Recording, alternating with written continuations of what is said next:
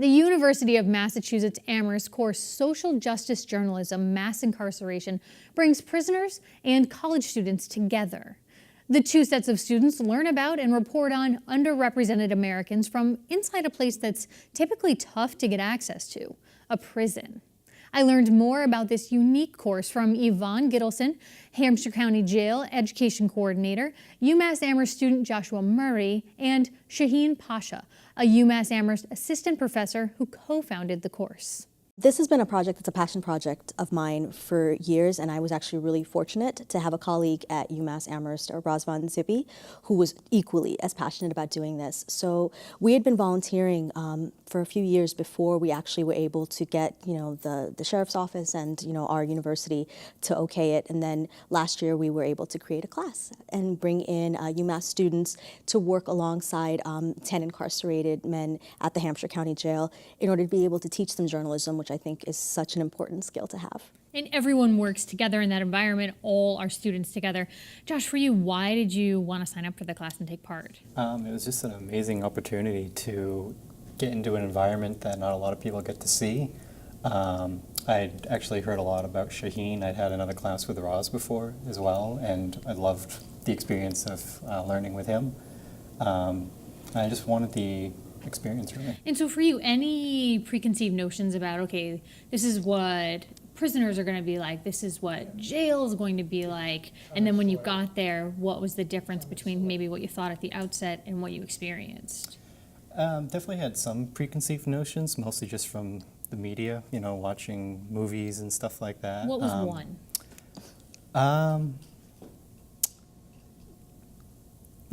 It's hard to say necessarily one. The only one that turned out to be, I think, accurate was going through the trap when we first went in. What is that? It's it's these two doors. Mm-hmm. So when you first go into the prison, there's one set of doors that opens, and they have the little alarm, and it slowly closes shut. So just kind of that sound and that long clink that you hear on television.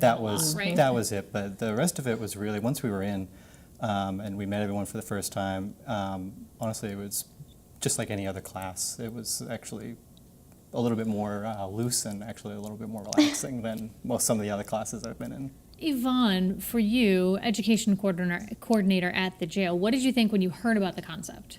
Well, we were so excited because to bring in a university level class for our men, they were just beyond thrilled. This was very exciting, especially to be able to work with outside students. So for them, it was a little window into normalcy again, and to be able to take this class from UMass, and especially once they met the two professors, both Braz and Shaheen, they were just over the moon. Because for you, for the majority of the men in the program, yes. Do they have any college level education? Some do, but very few. I will say that most of our inmates do have their high school diplomas, and within the education program inside the facility, we focus a lot of our attention on getting high school equivalency certificates to those men who don't have that. But the opportunity to take a college class is really just above and beyond what we could typically offer on our own. So for UMass to come in and offer this to us was just a real prize. And so for the course, it'll be a year in September, right, that it's up and running. And I know there was a lot of legwork that took place in advance. And for you, you've been doing some reporting from jail. Mm-hmm. And you wrote a piece for Neiman Reports about an inmate, John Lennon, who's in Sing Sing Correctional Facility.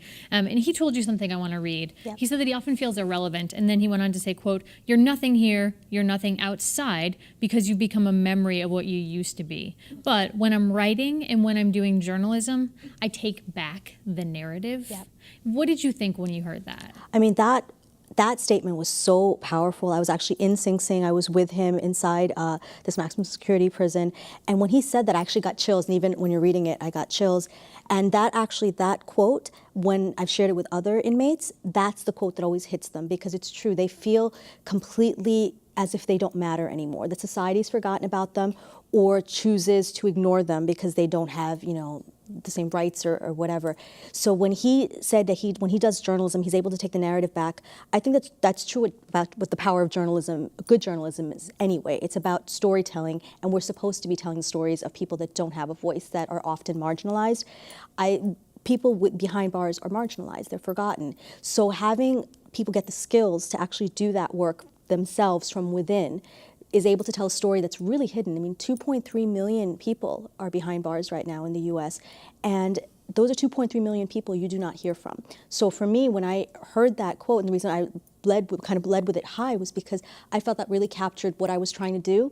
I was trying to give these men and women the opportunity to have like their own narrative and to be able to shape the way the world sees them based on the way they see themselves and their experiences that we really cannot understand even if we're working with them because we're not there 24/7 in their minds. Now, what I understand about how the class works is students are working with the student inmates to help them understand the skills that you've been learning as a journalism student, but then you're also there to look for story ideas, to see things that maybe you can then report on. Is there anything that you reported on as a result of the class? Yeah, I mean, the class actually, it was a little bit, we're all kind of the students in the same kind of class. That's one of the cool things about it was they were doing material that we were also working on. We were doing additional stuff like back at UMass, but a lot of the stuff we were working on together.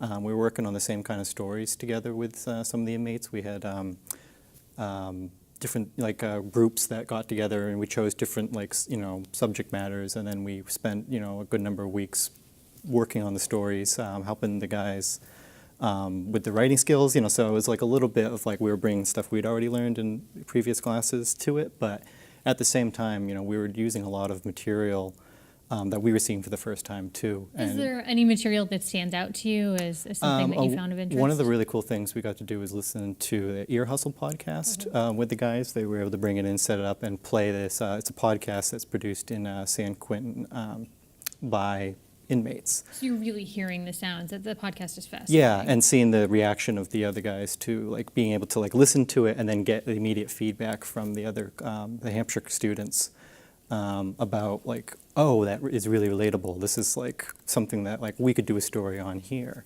Yvonne, for you, was it a hard sell at any point? Because I imagine from the inside, there might be concern from the jail's perspective, okay, this might not be the way that we want a particular story told, or this isn't a story that we want to share with the public necessarily. Were there concerns like that? I think there are always some concerns along those lines, but there honestly was so much excitement on the part of my sheriff to be able to bring this kind of experience to our men.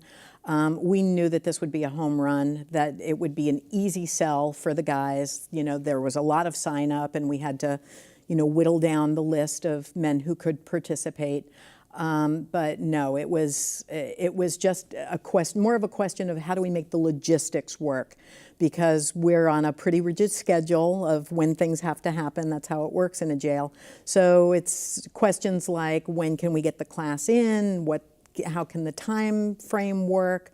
The orientation is always very interesting, especially for the outside students. Basic things like what they can and cannot bring in.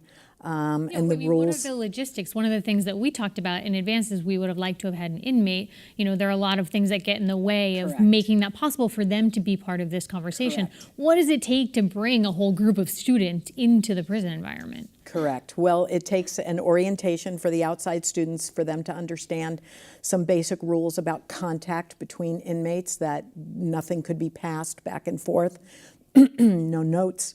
For example, and even something as basic as a certain type of pen is considered contraband within the facility.